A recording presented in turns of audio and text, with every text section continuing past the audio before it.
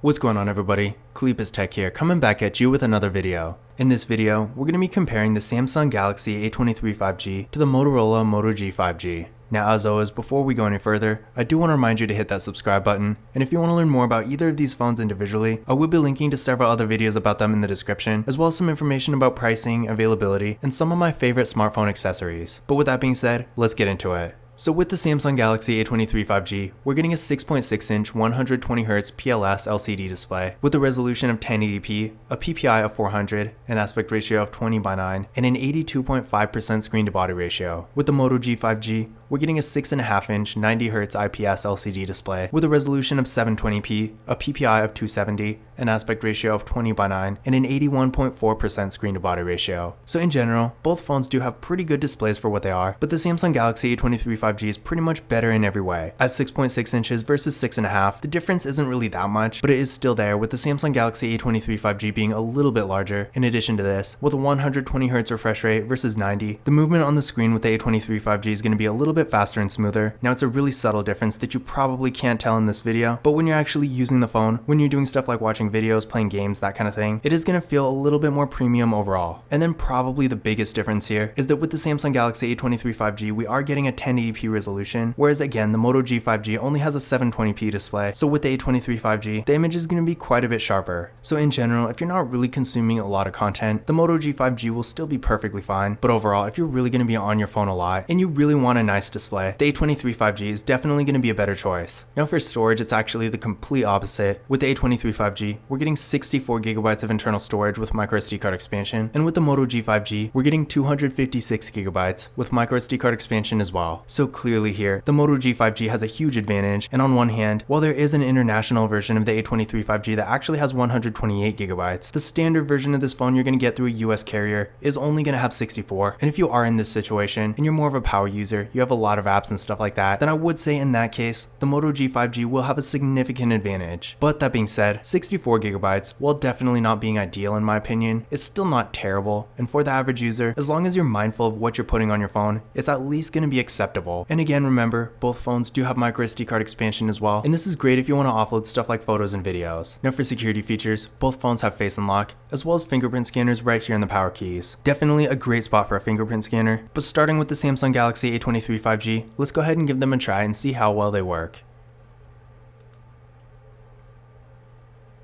There we go, one more time.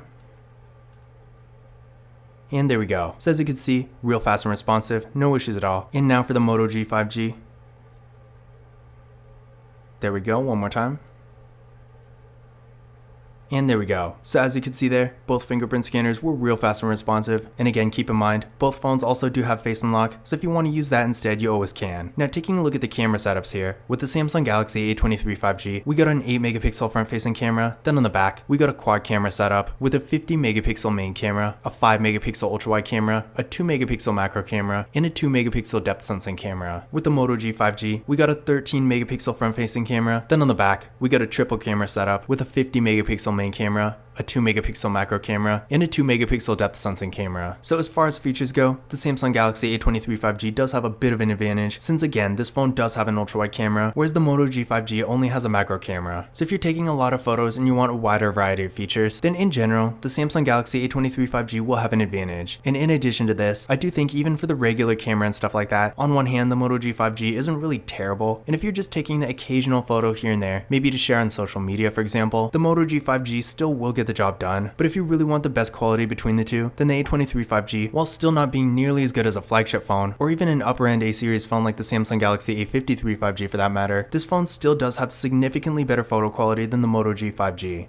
Now, as far as RAM and processor go, the Samsung Galaxy A23 5G is getting 4GB of RAM with the Qualcomm Snapdragon 695 5G processor. The Moto G 5G is getting 6GB of RAM with the MediaTek Dimensity 700. So as far as the actual performance goes, both phones are decently fast, and no matter what you're doing on them, whether you're doing stuff like mobile gaming or more simple activities like web browsing and social media, either phone will get the job done. Obviously, if you're doing really high performance mobile gaming, neither phone is really going to run nearly as well as a flagship phone, but still, again, most stuff, these phones can do perfectly fine. fine. But just keep in mind they are mid-range phones, so definitely don't expect really top-of-the-line high performance here. That being said, between the two, the Samsung Galaxy A23 5G is significantly faster, so if you are going to be on your phone a little bit more, and maybe your daily activities lean a little bit more towards stuff like mobile gaming, in that case, the Samsung Galaxy A23 5G will be a better choice. Now, I did run Geekbench 5 benchmark tests on both phones, and here are the scores right here. So as you can see, again, the Samsung Galaxy A23 5G does have a bit of an advantage. It's really not by that much. So keep in mind, even though the A23 5G is still noticeably faster, it's still not going to be anywhere near a really high-end flagship phone. But that being said, again, if you are a little bit more of a power user and you're going to be on your phone a lot, then the A23 5G between the two will be a better choice. But if you're not really a power user and you're doing more basic activities like web browsing, social media, stuff like that, the Moto G5G still will get the job done. And despite not being as fast as the A23 5G, this is still not a slow phone by any means. Now for the battery, both phones do have 5,000 mAh batteries, which in the US at least is pretty much the largest battery you can get in a smartphone. So if you're looking for a phone that has great battery life and longevity, you're not going to go wrong with either of these. That being said, the fast charging is a little bit different. With the A23 5G, we're getting 25 watt fast charging, whereas the Moto G5G only supports 10 watt fast charging. So if you really do care about the charging speeds and you have a good enough fast charger, which in case you don't, I will be linking to one in the video description. But again, overall, if fast charging is important to you, the A23 5G will be a better choice. But otherwise, if you don't really care about fast charging and just want a phone with a large battery, then either phone is going to be perfectly fine. In addition to this, you probably could have guessed this, but neither of these phones has wireless charging, so if you do want that feature, then you will want to look for a higher end device. Another thing to keep in mind here is that the Samsung Galaxy A23 5G does have NFC, whereas the Moto G5G doesn't, so if that is an important feature to you, then definitely keep this in mind. But in conclusion, which of these phones is better? In general, I would say in pretty much every way, the Samsung Galaxy A23 5G is the better device here. It has a much better quality display, and if you're consuming a lot of content, you definitely will be glad to have a 1080p resolution and a higher refresh rate here. In addition to this, the camera setup is a lot better, having an ultra-wide camera whereas the Moto G5G doesn't, and just taking better quality photos in general. In addition to this, the performance, while not being that much faster, is still definitely noticeably faster than the Moto G5G, so if you're going to be on your phone a lot, this is definitely something to keep in mind. In addition to this, the A23 5G has better fast charging, and it has NFC, whereas again, the Moto G5G doesn't. But that being said, really the main advantage the Moto G5G has here is that it does have 256GB of internal storage, whereas the US version of the A23 5G only has 64, and even if you get the international version, that's still only going to have 128, which is half the storage of the Moto G5G. So in general, if storage is really important to you, then you might prefer the Moto G5G because of this, but otherwise, in pretty much every other way, the Samsung Galaxy A23 5G is definitely going to be a better choice, especially considering that with a lot of the deals the carriers are currently offering, you could potentially get this phone for a lot less than the Moto G5G. But this concludes my comparison between the Samsung Galaxy A23 5G